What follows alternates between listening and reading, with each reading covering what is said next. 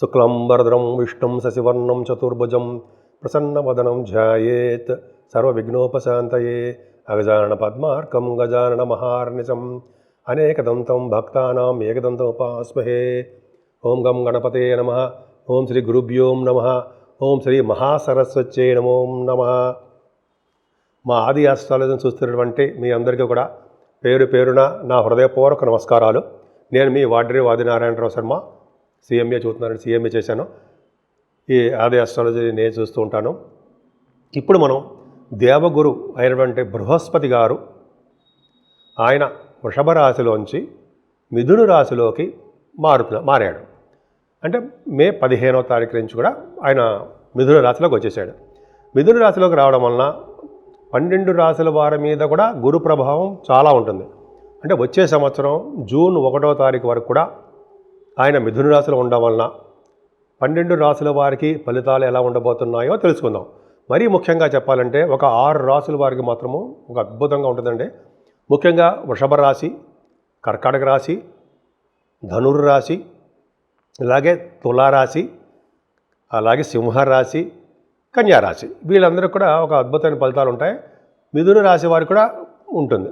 ముఖ్యంగా ఎక్కువ ఫలితాలు ఇచ్చేది మాత్రము ఈ 5 రాశులకు ఎక్కువ ఉంటుందండి. సరే, ముఖ్యంగా మనం చెప్పుకోవాల్సింది ఏంటంటే ఇప్పుడు మనం ఒక్కొక్క రాశి గురించి తెలుసుకుందాము. కర్కాటక రాశి వారికి దేవగురు బృహస్పతి గారు 12వ భావంలో ఉంటున్నారు. 15వ తారీఖు నుంచి 12వ భావంలో ఉండడము, 15 మే ఉండడము.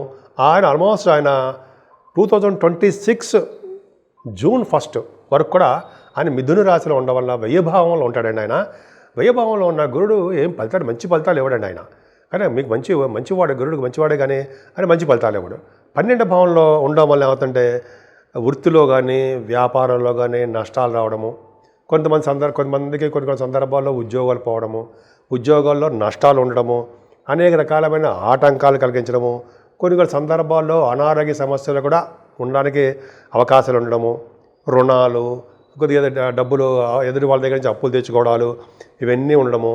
ఇంకోటి ఏంటంటే కొద్దిగా కుడి కంటికి సంబంధించిన చిన్న చిన్న ప్రాబ్లమ్స్ రావడానికి అవకాశం ఉండడము, కొంతమందికి హాస్పిటలైజేషన్ అవ్వడము ఉంటుందండి. దానికి భయపడాల్సిన అవసరం ఏం లేదు. గురుడు కూడా 12వ భావంలో ఉండడం వల్ల ఆయన మీకు 9వ ఇంటి వాడు అవుతున్నాడు. 9వ ఇంటి వాడు 12వ భావంలో ఉండడం వల్ల ఫారిన్ కంట్రీస్ వెళ్తారు. 15వ తారీఖు నుంచి మీకు సంవత్సరం లోపల మీ జాతకాల రీత్యా విదేశీ ప్రయాణాలు మీకు కల్పించడానికి అవకాశాలు ఉన్నాయి. అది కూడా వృత్తిరీత్యా వెళ్తారు మీరు. వృత్తిరీత్యా అంటే మీరు జాబ్ రీత్యా కానీ, వ్యాపారాల రీత్యా కానీ, అలాగే చదువు రీత్యా కూడా వెళ్ళచ్చు. ముఖ్యంగా ప్రొఫెషనల్గా మీరు వెళ్ళడానికి అవకాశం ఉంటుంది. ప్రొఫెషనల్గా కానీ ఇంకా చెప్పాలంటే ఉన్నతమైన చదువుల రీత్యా విదేశాలు వెళ్తారు. 9th హౌస్ లార్డ్ కాబట్టి అయినా సరే, ఏదేమైనా 12వ భావంలో ఉంటాడంటే అంత మంచి ఫలితాలు ఇవ్వడు.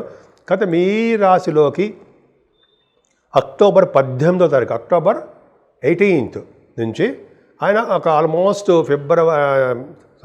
డిసెంబర్ 2వ తారీఖు వరకు ఉంటాడండి. మీకు ఆయన వక్రగతిలో కూడా ఉంటాడు. వక్రగతిలో ఉన్నది మాత్రం శుభఫలితాలు ఇవ్వడనే కాదండి, మంచి ఫలితాలు ఇస్తాడు. కానీ గురుడు 5 డిగ్రీలో ఉండడం వల్ల పరమోచ్చలో బ్రహ్మాండంగా ఉంటాడండి.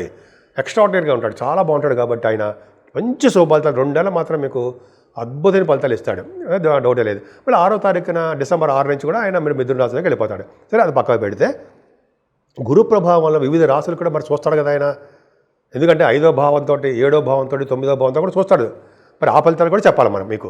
కర్కాటక రాశి వారికి 4వ భావాన్ని గురుడు చూడడం వల్ల ఖచ్చితంగా మీ గారికి, ముఖ్యంగా తల్లి గారికి ఆరోగ్య పరిస్థితి అదృష్టము బాగుంది.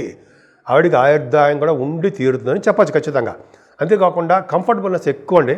అలాగే మ్యూజిక్ రంగంలో ఉన్న వారికి బాగా మ్యూజిక్ అంటే సినిమా రంగం అనుకుందాం, సంగీతం వాడికి బాగా వస్తుందండి. అంతేకాకుండా చదువులోను బాగా రాణించడము, మీలో కొంతమంది భూములు, వాహనాలు ఖచ్చితంగా కొనడానికి అవకాశాలు ఉండడము, రైతులు కూడా చాలా అద్భుతమైన ఫలితాలు ఉండడం జరుగుతుంది. అంతేకాకుండా ఈ గురుడు మీకు 6వ భావాన్ని చూడడం వలన మీ రాశి నుండి, అలాగే 8వ భావాన్ని చూడడం వలన అనారోగ్య సమస్యల నుంచి మీరు బయటపడతారు.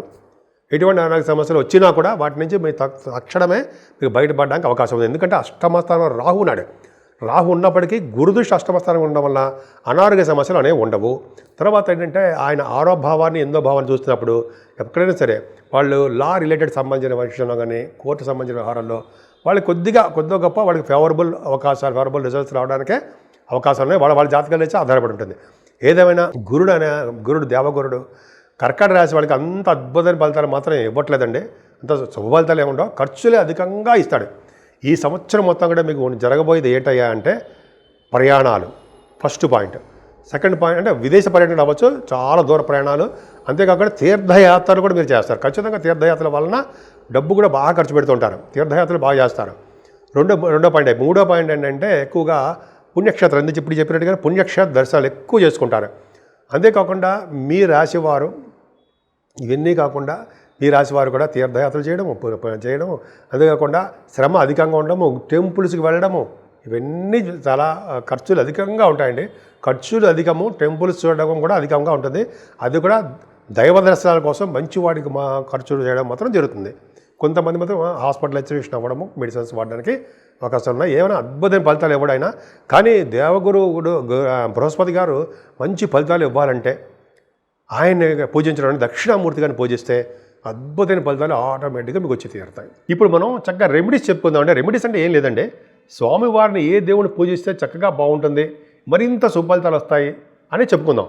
రెమెడీస్ ఏముంటాయండి, ఇక్కడ గురువుగారే బ్రహ్మాండమైన మనకి ఫలితాలు ఇస్తున్నప్పుడు రెమెడీస్ కాదు కానీ చక్కగా మంచి ఫలితాలు ఎలా ఉంటాయో చెప్పుకుందాం. ఏ దేవుడిని పూజిస్తే మరింత శుభకరంగా ఉంటుంది చెప్పుకుందాం. ఫస్ట్ ఏంటంటే మేషరాశి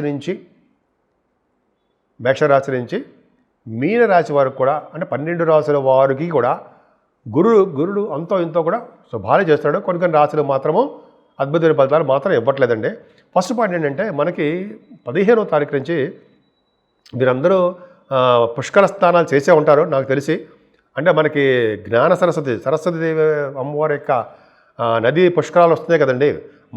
మన తెలంగాణలో, మన ఆంధ్ర తెలంగాణలో మనకు తెలుసు కదా, రామగుండంలో మనకి రామగుండం దగ్గరలో కాళేశ్వరం ఉంది కదా, ఆ కాళేశ్వరంలోనే అంతర్వాహినిగా గోదావరి నదిలో అంతర్వాహినిగా అమ్మవారు సరస్వతి అమ్మవారు ఉన్నారు. మన ప్రభుత్వం వారు కూడా మనకి ఏర్పాట్లు చేశారు. అక్కడ చాలామంది స్నానాలు చేసేస్తుంటారు. స్నానం చేయడం చాలా పవర్ఫుల్. ముఖ్యంగా నేను చెప్పేది ఏంటంటే మనకి స్నానాలు ఈ 12 రోజులు కూడా స్నానాలు చేయడం చాలా పవర్ఫుల్.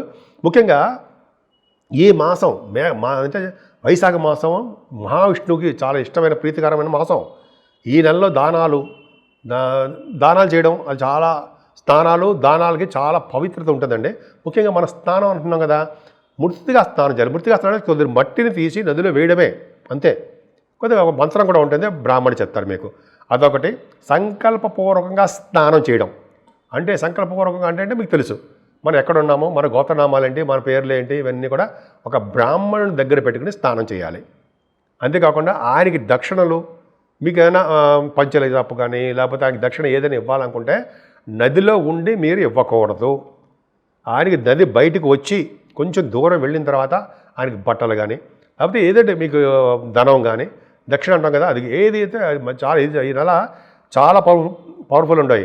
ఎందుకంటే ఏ దానం ఇచ్చినా అంతమైన ఫలితాలు ఉంటాయి. బట్టలు చెప్తానంటే మళ్ళీ మరి బట్టలు కప్పుకోవాల్సిన అవసరం లేకుండా అంటే నెక్స్ట్ ఇయర్ జన్మ లేకుండా ఉంటుందని నేను చెప్తున్నా. సరే, అదొకటి చేయాలండి. పిండ ప్రదానాలు కూడా చాలా పవర్ఫుల్, చాలామంది చేస్తుంటారు. అది అందరికీ వర్తించదు, ఎవరికి ఇష్టమైతే వాళ్ళు చేసుకుంటుంటారు. సరే, ఏదేమైనా నది స్నానాలు పక్కన పెడితే గురువుగారి గురించి చెప్పుకుందాం కాసేపు. దేవగురు అనేటువంటి బృహస్పతి గారు సకల శుభుడు, ఎప్పుడు కూడా శుభత్వమే చేకూరుతూ ఉంటాడు. ఆయన వక్రగతిలో ఉన్నా సరే శుభ ఫలితాలే ఇస్తాడు. ఏదైనా సరే సౌమ్య గ్రహాలు వక్రస్థితిలో ఉంటే శుభ ఫలితాలు మరింత ఎక్కువ ఇస్తారని, చెడు గ్రహాలు శనీశ్వరుడు కుజుడు ఇవన్నీ ఉంటే వక్రగతిలో ఉంటే చెడు ఫలితాలు ఎక్కువ ఉంటాయని మనం ఎప్పుడు చాలా చదువుకున్నాం, తెలిసిన విషయమే. సరే, ఎప్పుడు ముఖ్యంగా ఈ 12 రాశుల వారు పూజించవలసిన దేవుడు ఎవరయ్యా అంటే మేధా దక్షిణామూర్తి గారు. ఆయన్ని పూజించడం వలన సకల శుభాలు, సకల సౌఖ్యాలు, ఎప్పుడు కూడా ఆనందాలు, అదృష్టాలతో ఎప్పుడు ఉంటాం మనం. జ్ఞానం వృద్ధి అవుతూనే ఉంటుందండి 12 భావాల వారికి. గురు ప్రభావం కదా, గురుబలం కదండి. గురుబలం అంటే ఖచ్చితంగా మనం ఈ స్వామిని పూజించుకోవడం వలన, మేధా దక్షిణామూర్తి గారిని, అలాగే జ్ఞాన సరస్వతి అమ్మవారు ఉండోయి. సరస్వతి అమ్మవారిని ఎట్టి పరిస్థితుల్లో వదలకూడదు మనం. ఎందుకంటే మన విద్య, ప్రతి వాళ్ళకి కావాల్సిన విద్య, జ్ఞానం, కాబట్టి అమ్మవారిని సరస్వతి అమ్మవారిని ఎన్ని రకాలుగా పూజించినా అన్ని రకాలుగా పూజించడం ఒకటి ఐం అని బీజాక్షరం. ఐం అని బీజాక్షరంతో చేస్తే అమ్మవారిని సాక్షాత్ అమ్మవారు మన దర్శనం అంటే దర్శనం ఇవ్వకపోయినా మనల్ని కాపాడుతారు, మన పిల్లలు కాపాడుతారు అని. అందుకని ఐం ఐం ఐం అని మనం పూజ చేసేటప్పుడు కానీ, మనం ఎక్కడ ప్రశాంతంగా కూర్చున్నప్పుడు కానీ మన 1 టైం సార్లు అమ్మవారిని పూజించడం వల్ల చక్కటి చదువు, వాక్శుద్ధి బ్రహ్మాండంగా ఉంటుందండి. అలా వాక్శుద్ధి కూడా అద్భుతంగా ఉంటుందండి. సో ఈ విధంగా పూజించడం వలన ఎప్పుడు కూడా శివాభిషేకాలు మర్చిపోకూడదు. ఎందుకంటే శివుడిని పూజించడం వలన సర్వ సుఖాలు కలుగుతాయి. ఎందుకంటే శివుడి ప్రభావం గురుడి మీద కూడా ఉంటుంది కాబట్టి శివుడిని, విష్ణువుని, విష్ణువు అంటే భగవంతుడు, అమ్మవారిని ఇష్టమైన దేవుడిని పూజించడం వలన గురువు వలన వచ్చే దోషాలు పరిహారం అయిపోయి గురువు అంటే గురుగ్రహ అంటే బృహస్పతి గారి వలన వచ్చే శుభ ఫలితాలు ఎక్కువ ఉంటాయి. అంటే కొన్ని రాసుల వాళ్ళకి అంత శుభ ఫలితాలు లేవు కాబట్టి చెప్తున్నారండి. ఏదేమైనా 12 రాసుల వారికి ఈ బృహస్పతి గారు, గురుడు గారు, సకల శుభుడైనటువంటి గురుగారు శుభ ఫలితాలు ఇవ్వాలని, ఆయురారోగ్యాలు ఇస్తూ శుభాలు చేయాలని, ఎప్పుడు వాళ్ళు మనశ్శాంతిగా ఆనందంగా ఉండాలని ఉంటారని నేను మనస్ఫూర్తిగా కోరుకుంటున్నాను.